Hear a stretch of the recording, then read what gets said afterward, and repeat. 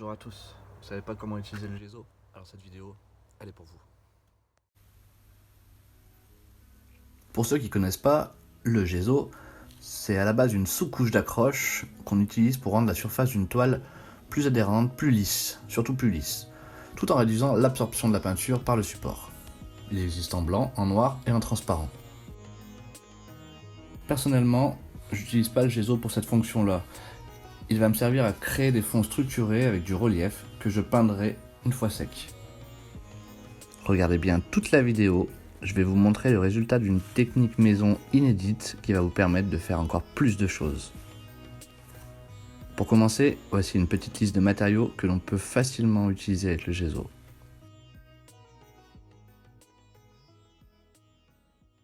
Le carton, on peut utiliser un bout de carton comme ça, on peut y découper des formes.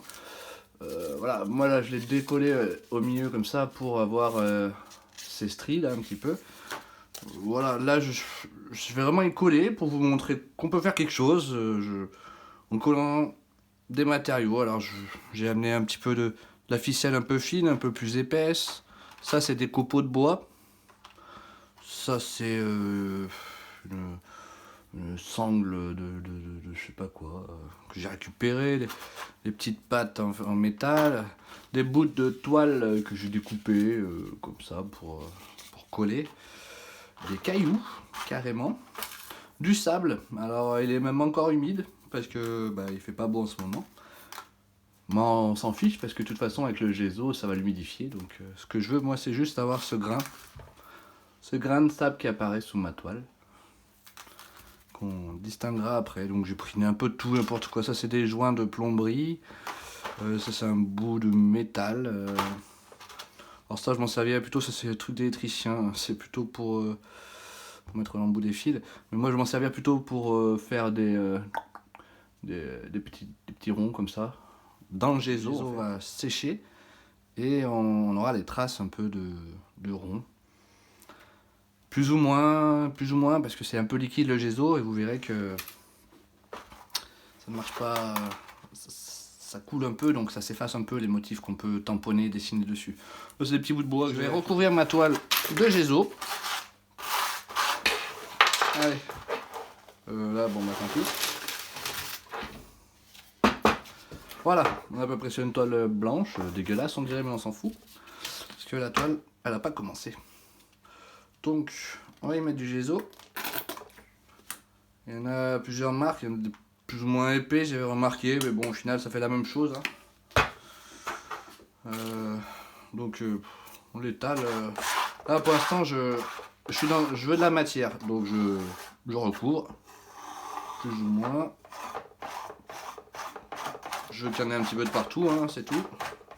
Et je vais vous montrer quelques effets qu'on fait avec le Gesso, comment ça peut rendre à la fin. Donc là, pour l'instant, il n'y a pas d'effet, j'étale. Enfin, il n'y a pas d'effet. Les gestes du couteau, là, vous voyez, ça fait... c'est pas beau. Mais une fois que ça sèche, ça vous fait un fond, ça fait des nuances, ça fait des reliefs, quoi. Ça fait comme un mur un peu crépi, enfin, pas crépi, mais un enduit, quoi. Suivant comment on l'étale. Bon, là, le couteau, il y a des gratons, donc ça laisse des traces. Après, on peut tamponner aussi, hein, ça nous fait un autre effet de matière. Un peu comme des écailles, un petit peu. Alors, on peut en mettre un peu si on a envie. Ça séchera donc comme ça, et après, j'aurai cette forme-là. Après, on n'est pas obligé de la mettre partout. On peut faire un peu de ça, un peu de tout. Donc, moi, c'est ce que je vais faire. Je vais faire un peu de tout pour vous montrer.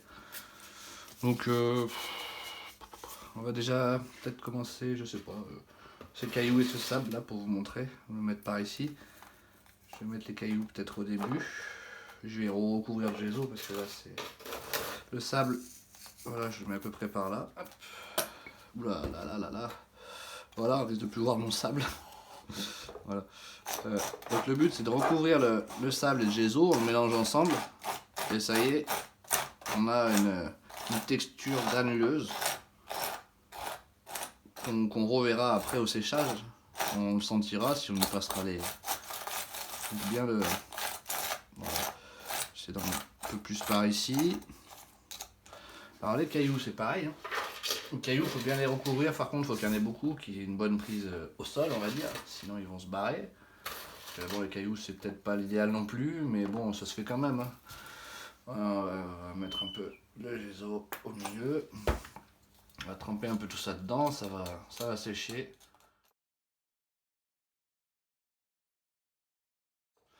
Voilà, donc après, si on voulait, vous pouvez mettre très peu de géso.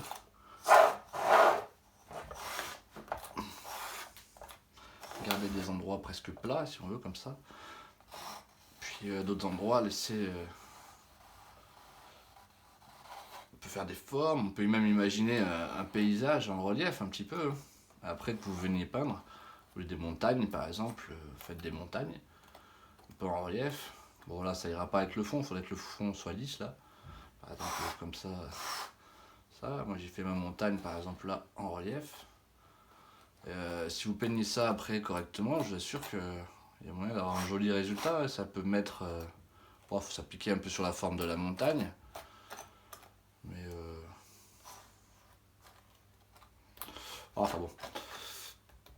Pour dire qu'on peut faire beaucoup de choses. Donc à vous de créer, pas seulement avec les couleurs, mais avant de commencer à mettre la peinture, créer une ambiance avec la matière. On va quand même essayer de faire quelque chose de potable, même si là j'ai pris tout ce que j'ai trouvé dans mon garage. Voilà. Donc on en a trop, on peut en enlever, pas un problème. On en a beaucoup, on peut laisser, si on veut vraiment un gros pâté. Alors si on en met vraiment, on laisse 1 cm d'épaisseur, ça risque de craquer. Ça va durcir, mais ça va laisser des traces de craquer. C'est pas forcément beau, mais après, suivant l'effet qu'on veut, ça peut faire. Voilà, donc là on a nos cailloux, on a déjà plusieurs textures, je sais pas si on voit bien. On va essayer d'y mettre un petit peu de carton, alors peut-être qu'on va essayer de découper. Je sais pas. Hein.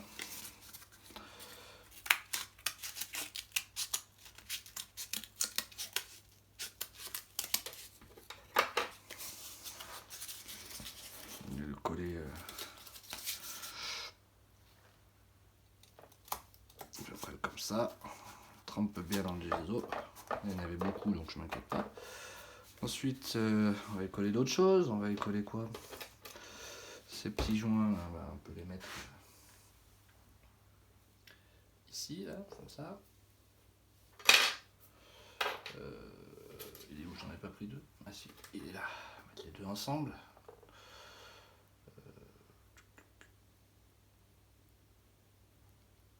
Ou pas. Ça, c'est ce que je vous disais pour faire des formes. Si je veux des formes de petits points, par exemple. Alors, on les verra peut-être plus beaucoup à la fin. Comme je vous disais, comme c'est un peu liquide, ça a tendance à couler, à s'effacer un petit peu les formes, mais après si on met trop épais de peinture en recouvrant, on recouvrira aussi ces petits dessins, mais si on est juste sur un glacis, eh ben on les reverra. On va en remettre un petit peu ailleurs. J'en avais pris un plus gros, si on veut faire des ronds, des traces un peu plus gros. Faire plein de petits ronds qui se montent dessus, et puis après les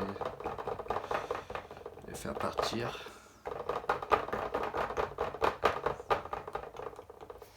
Il n'a pas l'air bien collé. Voilà. Alors si vous voulez qu'il ressorte bien, il ne faudrait pas qu'il y en ait trop. Je vais mettre plein de choses, alors je me casse pas la tête. Voilà, j'avais ce truc là aussi, on va essayer de le caler, de faire un pâté là, un petit peu épais, pour être sûr qu'il soit bien pris. Donc moi j'étale ça au couteau. Si vous voulez une couche fine au pinceau, je peux le faire. Mais bon, moi je suis dans la matière, alors autant qu'on voit des coups de couteau, je trouve que c'est plus fun. Alors je sais pas trop où ça va nous emmener, hein, là je colle. Je colle, hein. On verra bien. On a ces petits bâtonnets là aussi. Peut-être se les coller comme ça, là, par là. Puis peut-être là aussi. Hop, là je fais en sorte qu'il y ait un gros pâté. Voilà. Peut-être les casser.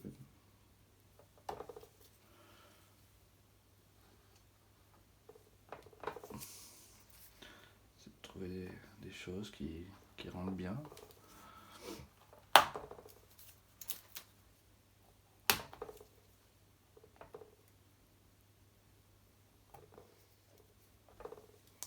Quoi, en tout cas, les petits bouts, juste le but c'est qu'on les revoie après.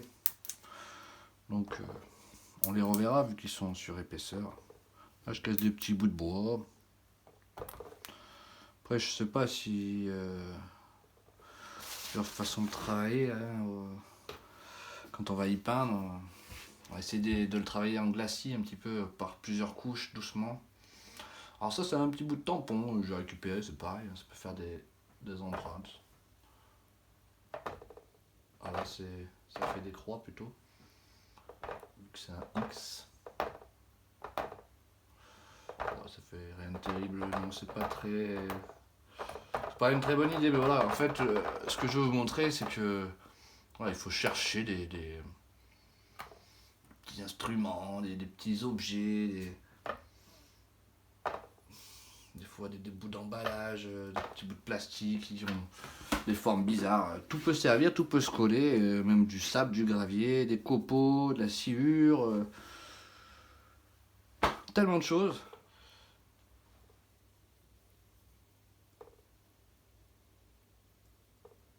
On peut faire des spirales, on peut faire ce qu'on veut.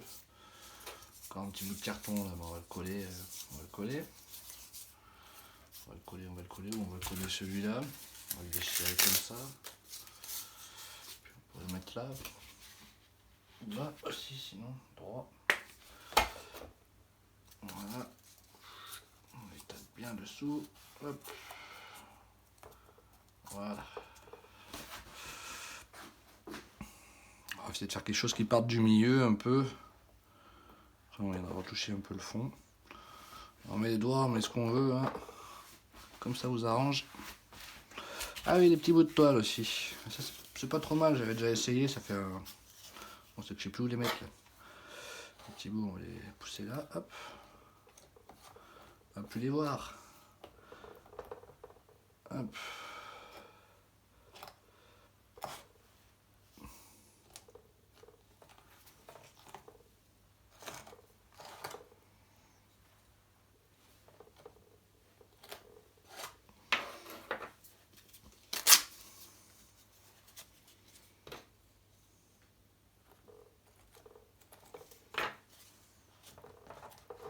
On a un petit bout de toile.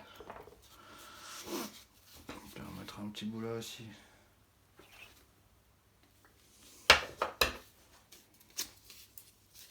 Et j'aime bien justement qu'on voit les petits fils qui ressortent, parce que vous verrez qu'après ça, on ressent bien le petit bout de toile collé un peu quand c'est comme ça, je trouve. Je peux encore utiliser mes petits bouts de cale ou les peignes, vous savez. Vous savez que j'utilise souvent.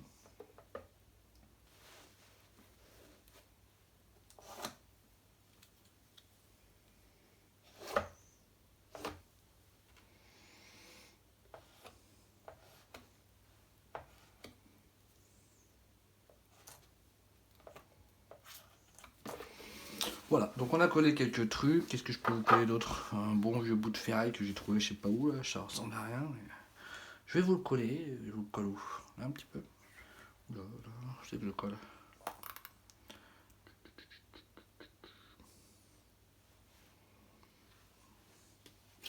Là, sur la toile.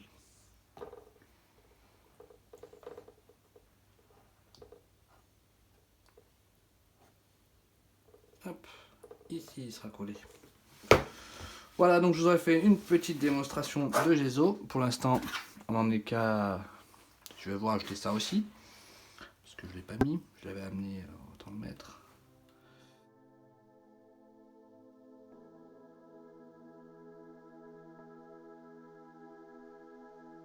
Voilà. On vérifie que tout est bien collé.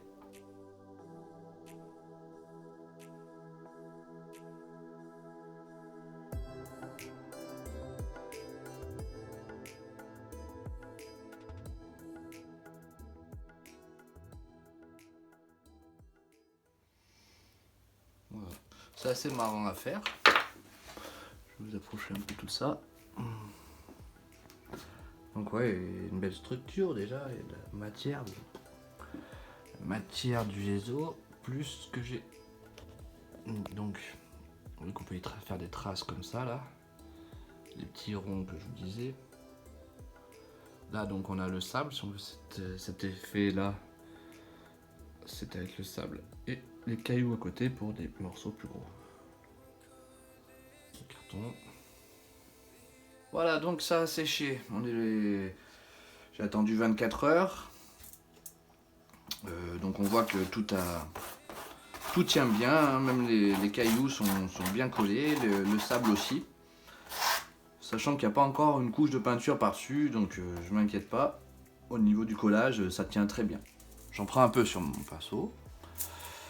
Je pchite à côté et je dilue ce que j'ai sur mon pinceau de façon que ce soit un peu transparent. Pour l'instant, juste me donner des idées des couleurs sans tout de suite mettre quelque chose d'épais. Puis le but, c'est de ne pas mettre de l'épaisseur parce que si je mets trop d'épaisseur maintenant, je vais couvrir mes reliefs, mes petits objets, mes petits morceaux que j'ai collés.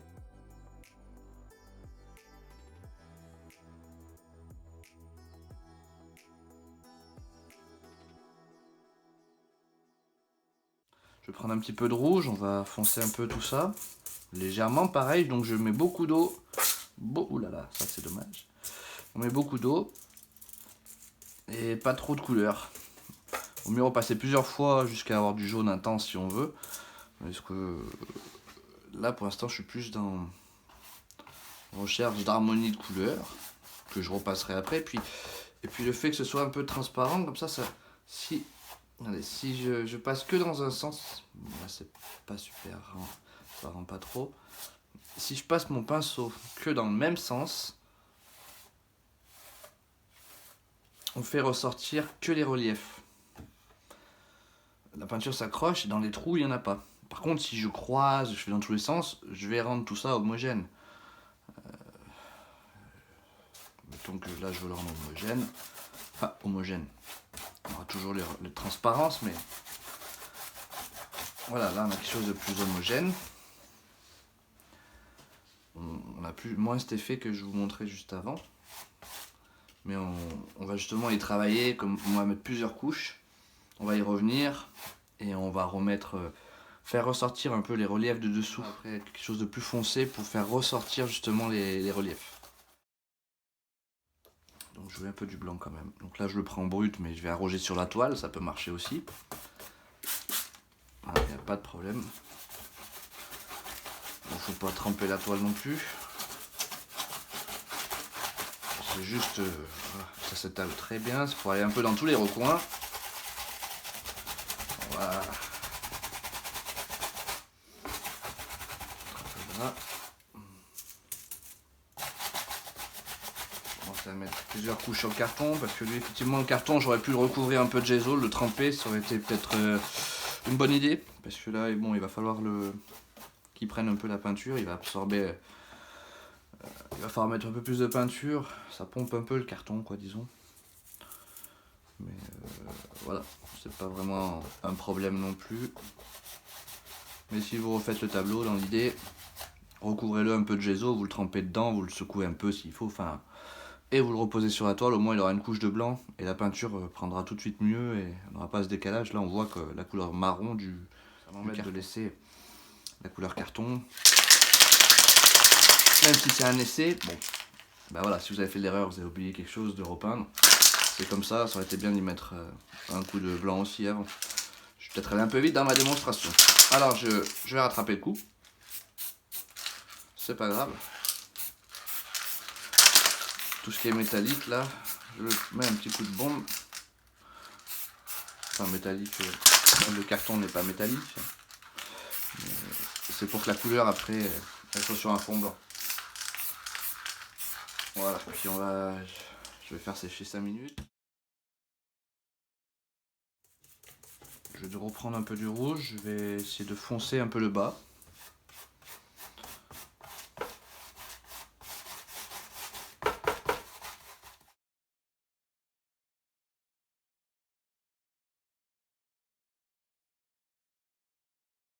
Et là maintenant on va essayer de composer un peu avec les couleurs et la forme. Ça, c'est pas le plus facile je dirais.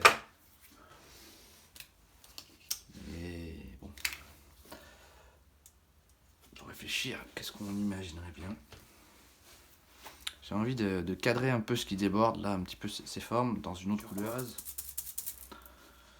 Peut-être fallu, on verra.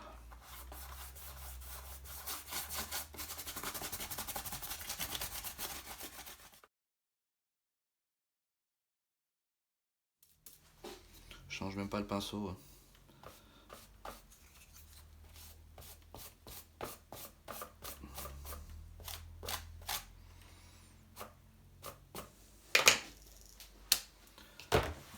Bon, maintenant il me faudrait un peu du blanc. J'ai l'impression que c'est un peu palo tout ça. Alors ce qui est bien, en prenant une couleur claire avec le gesso là, on va pouvoir faire ressortir des morceaux en passant que dans un sens, comme je vous le disais. On peut faire ressortir tout ce qui dépasse un peu. Les morceaux, par exemple, si je fais comme ça là, on va en mettre du blanc, mais pas partout. Pas trop appuyé. On peut faire plusieurs passages. Hein. Après, là j'ai tendance à aller un peu vite, peut-être, pour pas. On peut en mettre là aussi un peu sur l'autre bout de carton.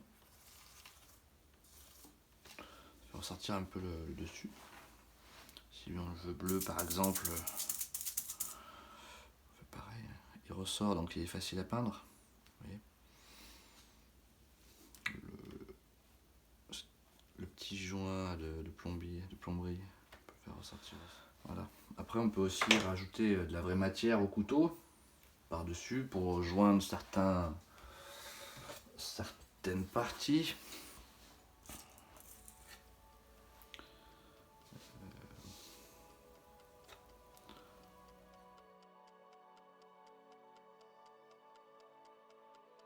Même avec le doigt, hein, je pense que c'est tout à fait pratique pour aller sur les reliefs. Alors on les fait ressortir ou pas, suivant ce que vous voulez. Voilà, ça les met en valeur. Si on veut encore plus les voir, on peut les tamponner d'une autre couleur. Du blanc même, ça ressortira encore mieux.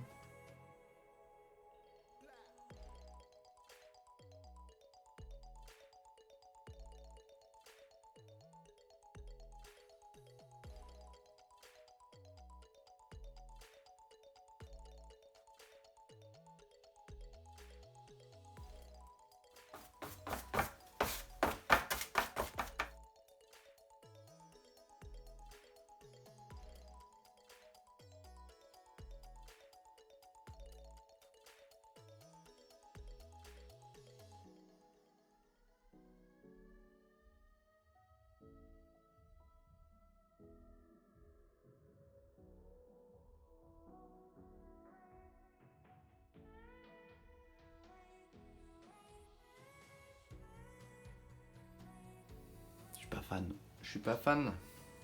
Comment on peut faire? On va refondre un peu tout ça et puis on va reprendre. Moi, quand ça me plaît pas, j'insiste un peu, mais j'ai tendance à recouvrir. Hein. C'est comme ça que des fois.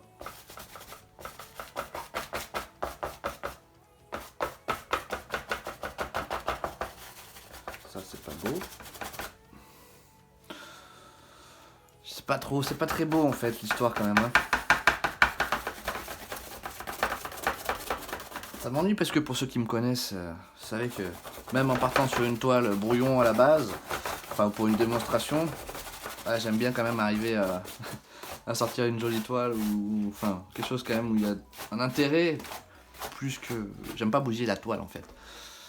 Enfin, c'est pas que j'ai bousillé, je vous ai montré, elle m'a servi pour la démo. Mais bon. Le but c'est que je vous fasse un truc bien. Allez, on s'accroche les gars. Donc là c'est parti en couille quoi.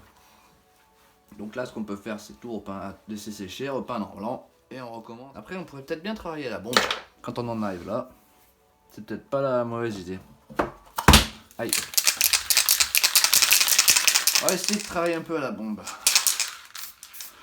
Et puis au pire on laissera sécher. Et puis tant pis. L'avantage de la bombe, c'est que si je la mets en biais,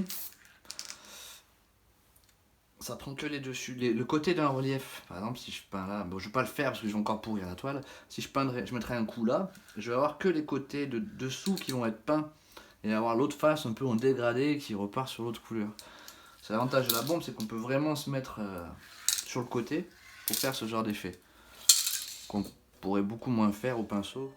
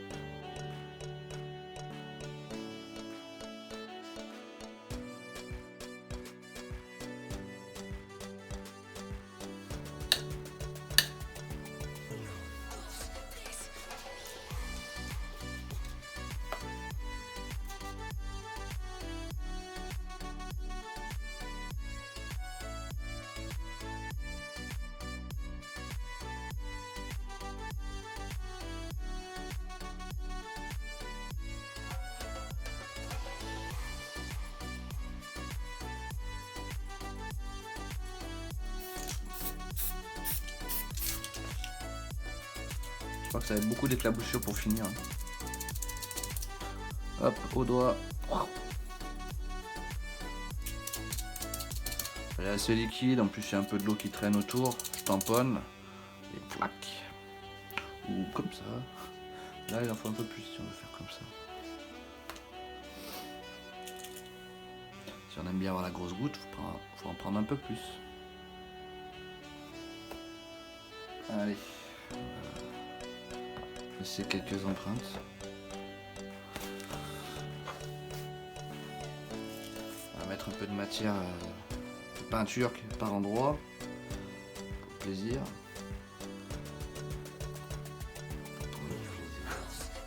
Vachement liquide. On va mettre une pointe de rouge.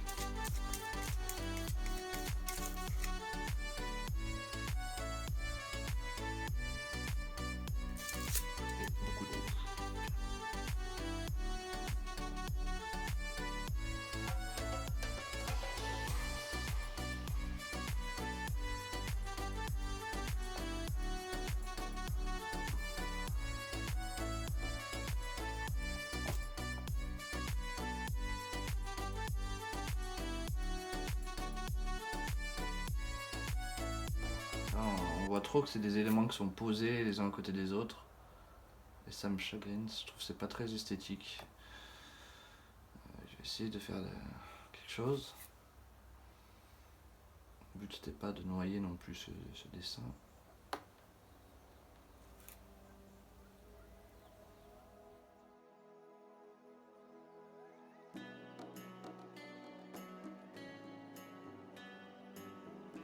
On va tirer un peu ça vers l'extérieur.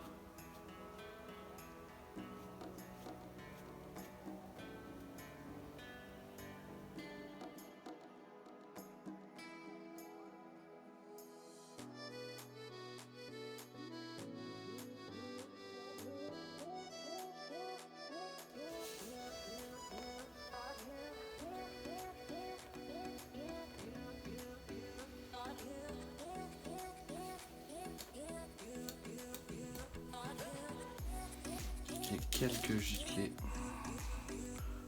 comme ça et ce sera pas mal du tout.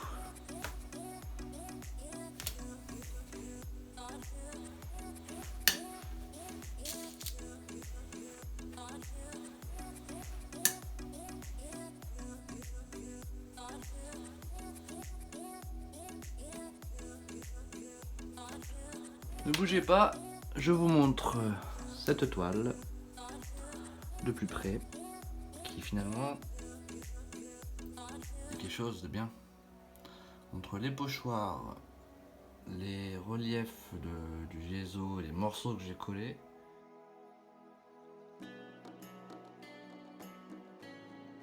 envie d'aller regarder de plus près. On a envie de regarder s'il y a pas, qu'est-ce qu'il y a, retrouver les morceaux qu'on a pu mettre. Donc là, vous voyez l'effet du sable. On voit l'effet du sable. Et après, on voit quand je suis repassé avec un couteau, ça a donc marqué en bleu, par exemple, que là, ce qui ressortait. Donc ça fait ressortir le sable.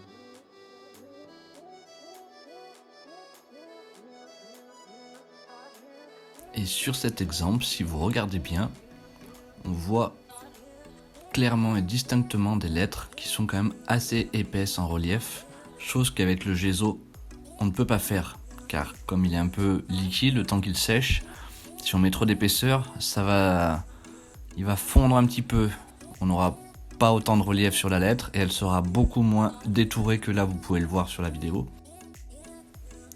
Et ben en fait, le secret, c'est que j'utilise pas du gesso, j'utilise du plâtre, enfin du MAP. Je sais pas si vous connaissez, c'est un produit qu'utilisent les plaquistes pour boucher les gros trous avant de mettre de l'enduit. Alors le MAP, c'est quelque chose qui durcit, c'est une poudre qui se mélange à l'eau, qu'on utilise donc dans le bâtiment, et qui colle beaucoup, et qui durcit beaucoup. Donc une fois que c'est séché et pris sur la toile, je peux vous dire, vous pouvez gratter un moment avant de l'enlever.